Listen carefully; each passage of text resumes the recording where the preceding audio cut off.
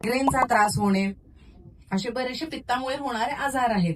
आधीच जर आपण शरीरातला वाढलेला दोष दरवर्षी जर नाडी दाखवून डॉक्टरांना आपल्या शरीरात काय कमी जास्त झालेलं आहे, काय प्रॉब्लेम आहे, आपण कुठलं शोधन कर्म करून घेतलं पाहिजे हे जर डॉक्टरांकडनं जाणून घेऊ, वर्षातून एकदा तरी पंचकर्म करून घेतलं तर आपल्याला प्रॉब्लेम वाढणार नाही. तर पित्त दोष शरीरातनं जुलाबा वाटे बाहेर काढणे, योग्य मात्रेत योग्य औषधं ज्या त्या व्यक्तीच्या प्रकृतीच्या हिशोबाने ती दिले जातात. ठीक आहे. आणि जुलाबाद्वारे पित्तदोष शरीरातून बाहेर काढला जातो. त्या व्यतिरिक्त बस्ती, तिसरा जो शोधन कर्म आहे ते म्हणजे बस्ती. बस्तीमध्ये काय केलं जातं की गुदाशयाद्वारे काढा आणि तेल हे एक दिवस काढ्या बसती आणि एक दिवस तेल बसती असे आपण औषधं सोडलं जातं आतड्यांमध्ये. आणि आतड्यांमध्ये जे काही दोष वाढलेला वात दोष आहे तो शरीरातून बाहेर काढला जातो. वात दोषामुळे